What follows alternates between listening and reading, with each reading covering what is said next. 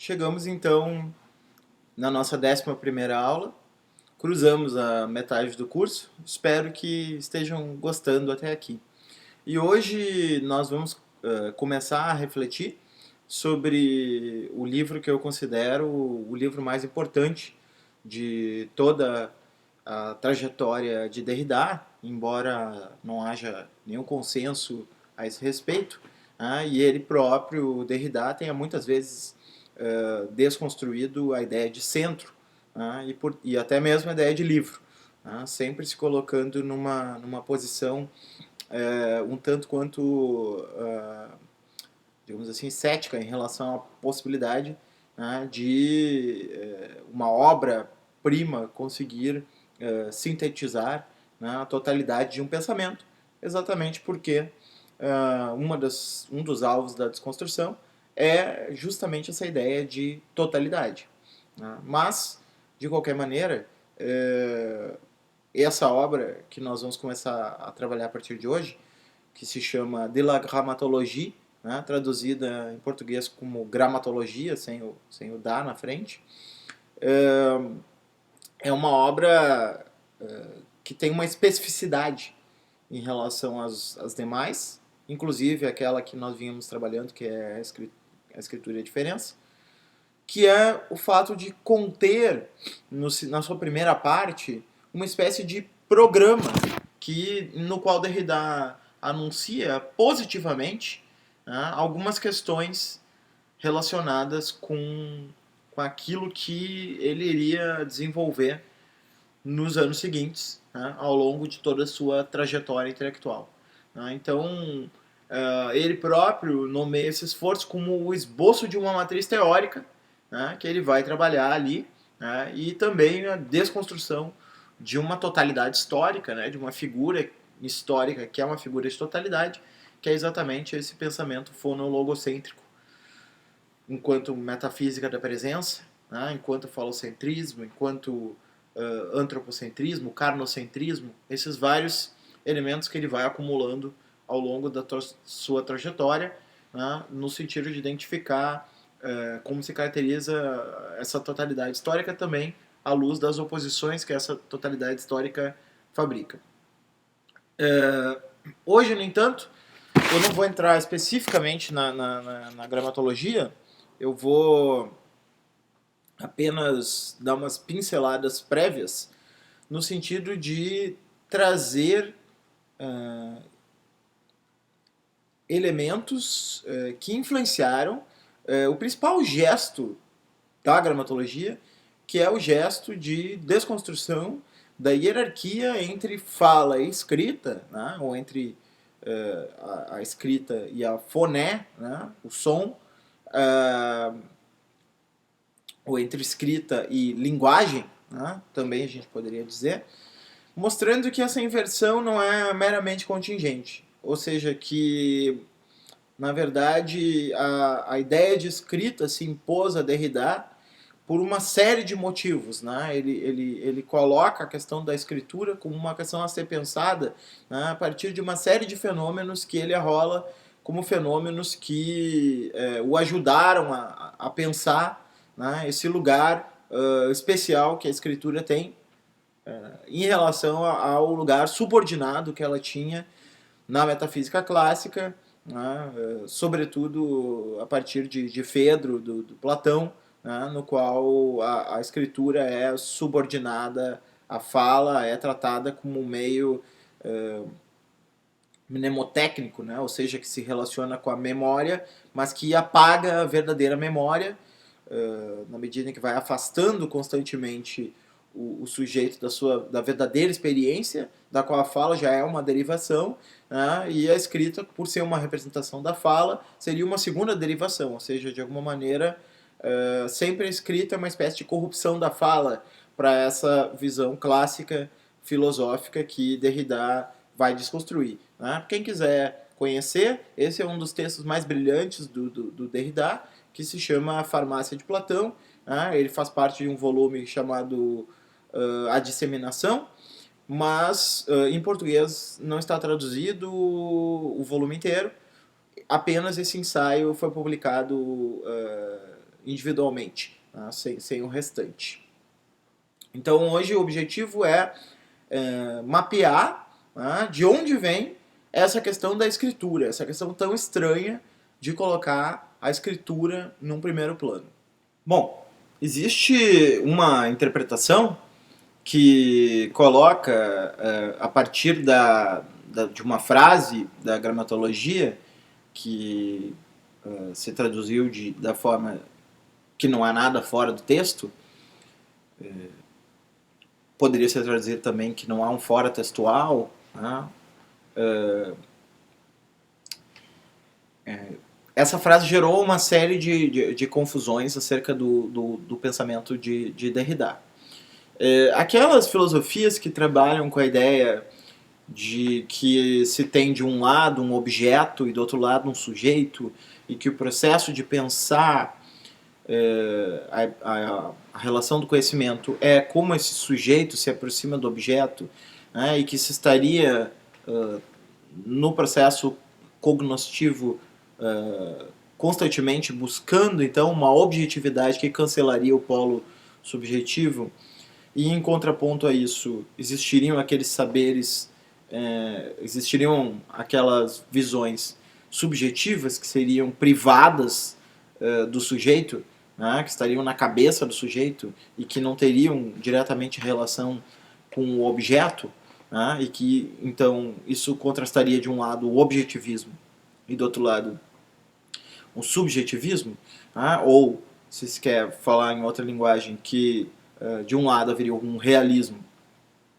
e do outro lado um relativismo, né, muitas vezes acabam considerando que o relativismo caminharia na direção de uma transformação dessa questão psicológico-subjetiva para uma dimensão de linguagem, né, e que Derrida teria levado isso a um outro grau, né, na medida em que, ao colocar a escritura e o texto como algo que não toleram fora, né, se ficaria numa espécie de solilóquio solipsista, né, no qual o texto se enclausuraria em si próprio, né, e não teria mais contato algum com o real. Né. Então, evidentemente, essa visão, que, digamos assim, é a caricatura mais violenta que se pode fazer do pensamento de Derrida, né, no qual praticamente se mataria a realidade exterior, né, e se reduziria tudo a uma espécie de estudo intratextual, né. Essa visão é absolutamente diferente daquilo que Derrida quer dizer quando ele diz que não há fora textual. Né. Na verdade, ali, para a gente compreender essa afirmação, que é uma afirmação totalmente inserida dentro de um contexto que precisa ser analisado, né, e que foi tratada como uma fórmula, ela pressupõe uma reconstrução do próprio conceito de texto. Né. Evidentemente, se a gente não entende o texto como aquilo que faz conexões, né, e se a própria realidade é pensada por Derrida a partir do modelo da escritura, se nós não fazemos essa passagem, né, metonímica que Derrida faz entre texto e escritura entendidos num novo sentido, né, alguns momentos ele usa até a arque-escritura para falar disso, tudo isso se torna monstruosamente bizarro, né? Tudo isso se torna estranho. Como que alguém concordaria que não há nada fora do texto, no sentido de que está tudo inserido dentro de um livro, né? Como se fosse possível simplesmente cancelar a realidade externa, né? Então, evidentemente que isso não é verdadeiro para Derrida, e também não é verdadeira uma certa representação de que Derrida seria um filósofo particularmente hostil à ciência, né, e que, portanto, seria uma espécie de construtivista do texto. Né? Embora eu reconheça que essa interpretação possa ser uma interpretação defendida por algumas escolas, alguns discípulos que tentaram então levar adiante o pensamento de Derrida de uma maneira um tanto quanto equivocada, né, ela é totalmente distante do que significava a relação de Derrida em relação a isso. Né. Então, para isso eu queria lembrar aqui rapidamente, né? Primeiro que Derrida nasce enquanto pensador, né, dentro da onda estruturalista, né, que era uma onda com uma ampla relação com a ciência, né, que buscava então, a partir de uma certa matriz científica da combinação entre linguística e etnologia, né, linguística, fonologia e etnologia, buscava construir uma matriz forte de pensamento. E, em segundo lugar, Derrida, próximo de Althusser, de Transductal, de Suzanne Bachelard, vai trabalhar no sentido de uma nova recepção do pensamento de Husserl e Heidegger, e até mesmo de Hegel, distante daquela representação existencialista, né, que separava aquilo que é do âmbito da natureza daquilo que é do âmbito humano e que, portanto, deixava a questão humana num âmbito de alheamento à questão científica, né, na medida em que o humano não se pode reduzir a essas questões naturais, né, e como Derrida ia na contramão dessa interpretação, né, buscando, então, um outro tipo de leitura do pensamento husserliano. Finalmente, né, toda longa tradição epistemológica francesa, da qual a gente falou, né, na qual que mantém um princípio que é essencial para a gente entender a forma como Derrida colocava a ciência. Né. Para Derrida, as descobertas positivas da ciência, né, ou seja, a positividade, a ciência tal como ela é, tal como ela se põe de fato, ela está constantemente transbordando as representações que se faz acerca de um certo quadro teórico no qual ela estaria instalada. Então, a positividade da ciência é uma permanente exorbitância nos seus resultados em relação ao quadro teórico, que geralmente é um quadro teórico de herança filosófica e, portanto, nos termos derridianos, um logocentrismo e uma metafísica da presença. Constantemente as descobertas positivas da ciência estariam exorbitando esse espaço. Então, de certa maneira, para Derrida, a ciência é sempre um exercício de suplemento, né, em relação a essa tentativa de totalização, né, numa certa matriz que ele vai chamar a gramatologia do livro, né, que seria essa ideia de totalidade. Né. Então, a ciência estaria constantemente arrombando esses limites com as suas descobertas positivas. Né. A positividade da ciência iria contra esse discurso redutor, né, esse discurso do cientista como o sujeito sem coração, o sujeito frio, calculista, determinista, né? Quer dizer, todas essas noções do determinismo, por exemplo, seriam noções que a própria prática da ciência, né, a própria positividade da ciência iria constantemente afastar, né, com as suas próprias conclusões. Né? Então, o que inspira essa questão da escritura, né? Vamos lembrar não, na verdade eu falei en passant isso na aula passada sobre Freud, né? Hoje eu vou retomar um pouquinho, mas a gente vai retrabalhar isso em maiores detalhes nas próximas aulas, né? A gramatologia, a grande tese que está por trás da gramatologia é que a metafísica ontoteológica, né, todo o pensamento do Ocidente que se produziu enquanto ontoteologia, nos termos heideggerianos, né, é um permanente desejo de presença, né, da presença plena, né, de algo que se complete a si próprio e se totalize. Né, de uma maneira que se coloque como uma presença.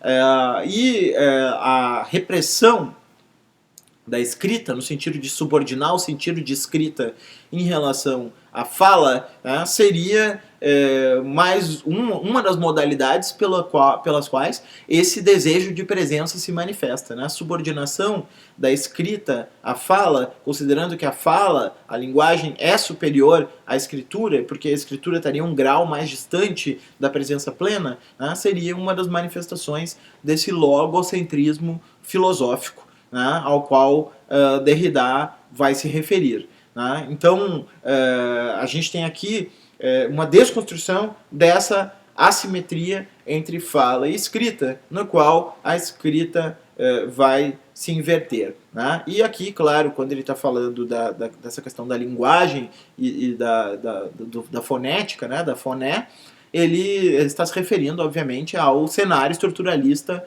no qual ele estava situado. Né? Esse cenário em que havia aquele projeto de se estabelecer uma ciência, né, semiológica, e o estruturalismo leva adiante isso com a combinação entre etnologia, fonologia e linguística, como eu já falei diversas vezes aqui ao longo do curso. Né? Então, para isso, o conceito de escritura, né, vai ser o conceito que Derrida irá contrapor. Quais são os elementos, no entanto, que levam ele a ir nessa direção de pensar a escritura, né? Essa coisa estranha de considerar que a escritura possa vir a ser anterior à fala, o que para nós é um tanto contra-intuitivo, porque do ponto de vista ontogenético, né, ou seja, no nosso processo de crescimento da nossa fase da infância, né, da primeira infância até chegarmos à idade adulta, o que primeiro se desenvolve é a linguagem e depois a escritura. Né? Então é contra-intuitivo nesse sentido pensar que a escritura possa vir antes. Né? Mas em que sentido que Derrida fala isso e como isso se constrói até chegar na gramatologia? Então eu vou fazer aqui um breve sumário, né, de algo que eu desenvolvi um pouco na minha tese, mas que eu pretendo publicar ainda 3 artigos, né? O primeiro eu estou finalizando, sobre esse tema do como, no processo de 1965 até 67, da introdução à origem da geometria até chegar na gramatologia, foi crescendo essa ideia de uma escritura para Derrida. Tudo começa com uma intuição que vem a partir desse texto então de Russell, que Derrida vai comentar, né, que se chama A Origem da Geometria, no qual Russell vai pensar o papel da escritura, né, na produção das idealidades geométricas, né, das idealidades matemáticas. Então, o que Derrida vai concluir um pouco, de uma maneira um pouco mais radical que Russell, eu não vou repassar esse texto inteiro, né, mas de Derrida, já vou direto para a conclusão, né, é que sem um suporte no qual essas idealidades se inscrevam, né, sem então a escritura, aquilo que é dado como o mais puro elemento do pensamento, que é uma idealidade, não seria possível de ser pensado. Né? De certa maneira, essa noção de escritura, entrando numa dimensão de lógica transcendental, né, ela vai ser condição de possibilidade, né, para o surgimento daquilo que é a matéria mais pura do pensamento, que é a idealidade. Né, aquilo que nós nunca testemunhamos na realidade, é um círculo ou um triângulo, né, enquanto círculo ou triângulo. Né, quer dizer, essas idealidades são, exatamente como diz o nome, idealidades, né, são produtos do pensamento, né, e não substâncias que nós experimentamos empiricamente. Né? Então, essa abstração, né, que supostamente, dentro de uma visão dualista platônica, nos encaminharia para um outro mundo, né, suprassensível, das formas ideais que se opõem a esse mundo corruptível, sensível das formas materiais, né, a formação dessa ideia não teria sido possível sem um elemento material, né, no qual ela se inscreve. Né? Se nós não tivéssemos a superfície, né, para desenharmos as figuras, nós não teríamos conseguido alcançar essas idealidades. Né? Então, é a partir daí que essa figura da escritura vai se tornar fértil, né, no sentido de se colocar como condição de possibilidade, né, inclusive para aquilo que é supostamente puramente ideal. Né? E aqui então Derrida vai ir ampliando esse conceito de escritura que nasce a partir dessa intuição. Né? Só por curiosidade, um dos principais admiradores dessa ideia foi Althusser, que ao ler esse ensaio, né, sobre que na verdade o texto do Russell tem umas 20, 30 páginas e o texto de Derrida tem umas 100 páginas, né? A introdução é muito maior do que o texto propriamente dito. vai escrever, né, para Derrida que o que mais impressionou no ensaio foi a ideia de escritura e como isso tinha que ser levado adiante por parte dele. E é justamente nesse primeiro momento, né, da gramatologia que Derrida vai levar adiante essa questão. Quando Derrida escreve a escritura antes da letra, né, que foi traduzido aqui no Brasil l'écriture avant la lettre, como a escritura pré-literal, né, que eu acho que foi uma tradução não muito boa, porque, por exemplo, né, um dos diálogos que Derrida está evidentemente fazendo ali, ainda que de uma maneira implícita, é com Lacan, né, quando ele fala da lettre, né, da letra,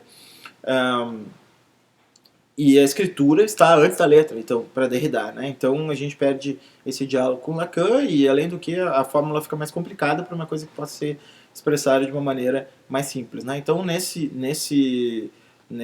ensaio, nesse primeiro texto que foi publicado separado e depois passou a integrar a gramatologia, né? Derrida vai arrolar, em primeiro lugar, 3 textos que levaram ele a escrever aquele texto. O primeiro da Madeleine Davy, né, que é um texto pouco lido pelos derridianos, inclusive eu vou trabalhá-lo nesse ensaio que eu estou prometendo, esse artigo que eu estou prometendo sobre esse período, né, vão ser essa tríade de textos que inspiraram o texto de Derrida. Nesse texto, que é um típico texto da ciência da escritura, da gramatologia, aí entendida no sentido mais restrito, né, enquanto uma ciência, uma espécie de ciência paleoarqueológica que investiga a escritura, Madeleine Davy vai mostrar como o processo de pensar a escritura na sua originalidade e na sua historicidade seria constantemente reprimido, né, por diversos preconceitos, né, como, por exemplo, o preconceito hieroglífico, né, que é um preconceito que se relaciona à ideia de que os hieróglifos conteriam algo de misterioso, inacessível, enigmático, né? Então que, portanto, eles não seriam simplesmente linguagem, né, na medida em que eles seriam uma espécie de código sujeito a uma decifração com uma carga mística, né? Ou, por exemplo, o preconceito teológico, né, que seria o preconceito de considerar que a linguagem semítica teria uma origem divina, né? Ou seja, ao longo do processo do pensamento sobre a escrita, se teria passado por diversas etapas, né, nas quais algum tipo de preconceito teria obstaculizado se pensar a escritura como autônoma, produtiva e histórica, né? E é justamente essa liberação histórica da escritura, dessa função derivada ou dessa função metafísica, que vai fazer com que Derrida enxergue todo um novo campo se abrindo. Outro livro também pouco lido e pouco trabalhado, e que vai estar nesse artigo que eu estou escrevendo, é a escritura e a psicologia dos povos, né? Que é, na verdade, um registro, né, de um seminário, né, sobre a escritura e como a escritura se relaciona com as culturas, né, a partir de vários estudiosos da escritura que estudam as múltiplas formas pelas quais a escritura se manifesta, né? E também nesse texto Derrida vai vendo que o fonetismo, que dentro da estrutura do pensamento ocidental é a maneira única de se pensar praticamente a escritura, com exceção talvez de Leibniz, o fonetismo ele é mais do que nunca contingente, né? Existem múltiplas maneiras de se articular a escritura, desde os hieróglifos egípcios, os ideogramas chineses, entre outras maneiras de pensar a escritura, que a própria escritura rupestre, né, que transborda a forma ocidental fonética de articular, né? Então, essa seria uma segunda influência. E a terceira influência, e aqui tem que chamar atenção para os trabalhos tanto do Christopher Johnson, de novo, né, que nota bem essa questão, quanto do Bernard Stiegler, eles trabalham muito a retomada dessa relação entre Derrida e de Leroi-Gourhan. Então, sobretudo o Stigler tem trabalhado já num nível mais autônomo e relacionando tanto a partir de Derrida quanto do próprio Leroi-Gourhan a questão da escritura, a questão da técnica. E qual é então a questão que o Leroi-Gourhan levantava no seu pensamento antropológico que vai ser relevante para Derrida? O quanto o processo de construção do humano, ou seja, esse processo de hominização, é um processo que está diretamente conectado a elementos técnicos. Ou seja, de alguma maneira, é o processo que relaciona os órgãos humanos com ferramentas que vai possibilitar a eclosão de um pensamento. Ou seja, o espírito, a cultura, todas essas dimensões que seriam tipicamente humanas, na verdade, são reflexo do surgimento de práticas na qual o elemento humano está conectado com algum dispositivo exterior ao seu próprio corpo. Leroi-Gourhan, por exemplo, vai mostrar que a própria postura humana ereta e a própria relação com o pensamento, enquanto reflexo dessa condição, não vão ser simplesmente coisas que vão acontecer ao acaso num determinado momento, como que um espírito caindo sobre esses animais, e dando a eles a possibilidade de reflexão e tudo assim por diante. Na verdade, tudo isso vai ser um longo trabalho na relação entre a ferramenta e o corpo, que vai constantemente liberando órgãos das suas funções, e possibilitando, a partir então do manuseio de ferramentas, e possibilitando que a partir dessa liberação se abra uma nova virtualidade que esse corpo pode explorar. Então, é como se constantemente as partes do nosso corpo estivessem passando por um processo de transmissão daquilo que era o seu campo original de atuação para algum artefato exterior, e dessa maneira saindo de uma função engessada e se liberando para outras funções. Dá para fazer conexões, como faz o Stigler e outros, por exemplo, entre o Leroi-Gourhan e o pensamento de Simondon também, na medida em que para Simondon a tecnologia mais evoluída não é aquela que é mais automática, e sim aquela que é mais indeterminada, aquela que pode, digamos assim, sair de funções pré-estabelecidas, daquilo que o Simondon vai chamar do mito do robô.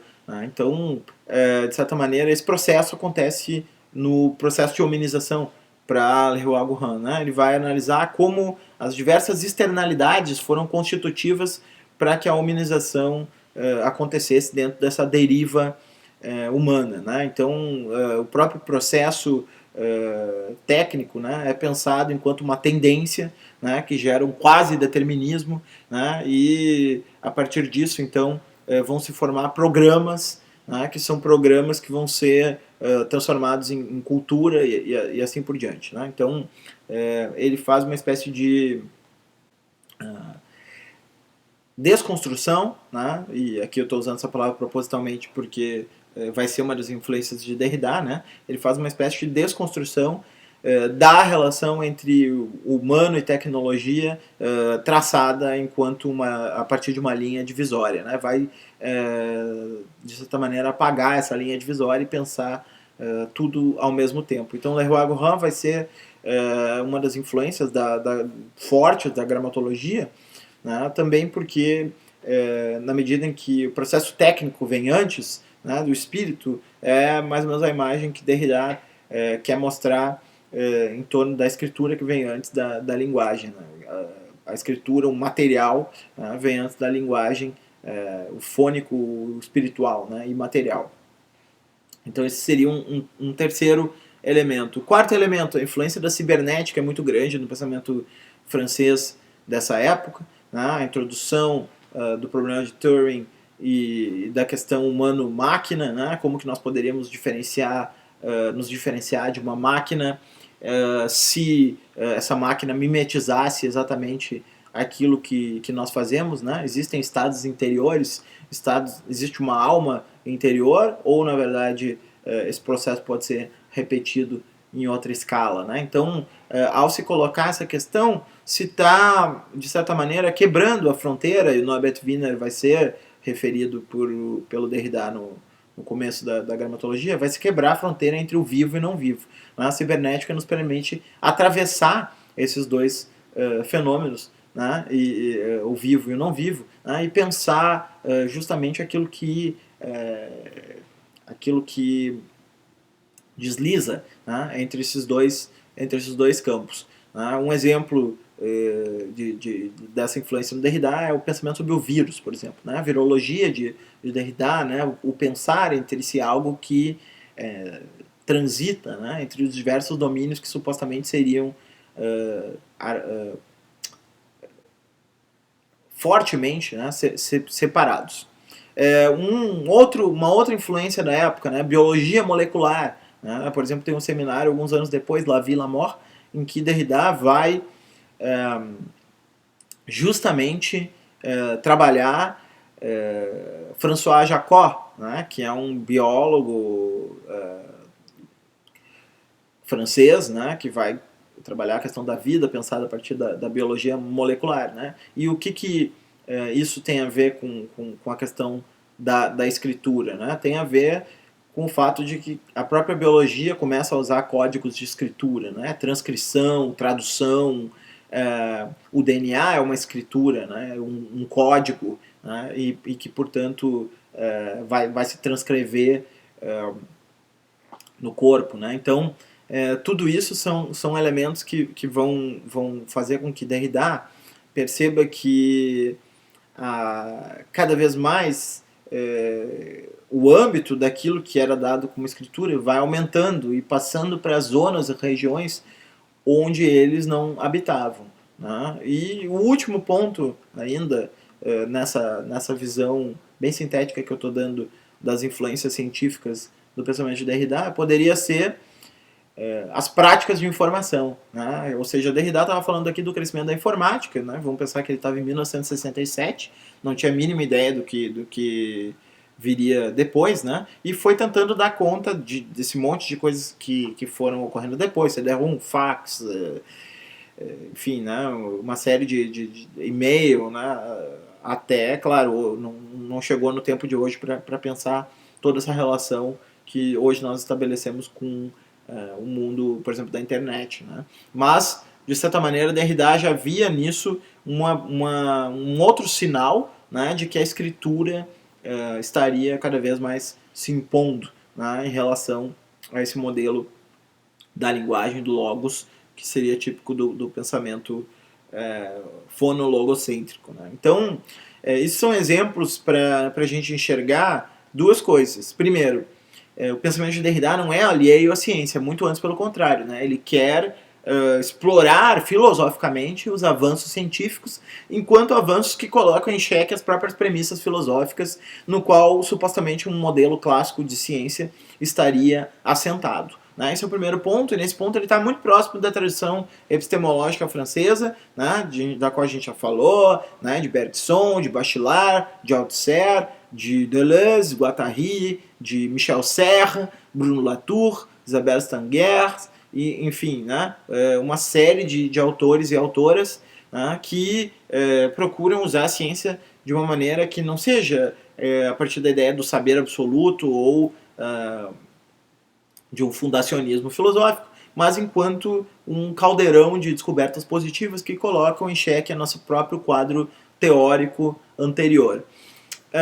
E finalmente, né, então o conceito de escritura não é apenas um conceito de um solipsismo que vai regredindo, né, do sujeito, de uma ideia de sujeito passa para uma ideia de linguagem, e da linguagem regride a um nível anterior para se pensar enquanto escritura, né? E aí ficando preso a um solipsismo do texto, né? Mas sim uma espécie de metonímia, né? De uma espécie de ontologia formal, né? Estou usando aqui essa expressão um pouco temerário falar nesses termos, mas de uma espécie de ontologia formal, né? Na qual a escritura é a metonímia da forma, né? Das coisas. Né? Então, nós temos que entender a escritura nesse sentido para Derrida, para nós entendermos então o que significa essa virada que vai ser dada na gramatologia. Então, em linhas gerais, é isso, né? E, enfim, teria muitos outros aspectos para se trabalhar. A partir da semana que vem, então, nós voltamos com o texto propriamente dito da gramatologia, né? Que nós vamos, então, enfrentar diversos aspectos. Era isso, espero que continuem conosco ao longo do curso, curtam lá nossas páginas. Até a próxima.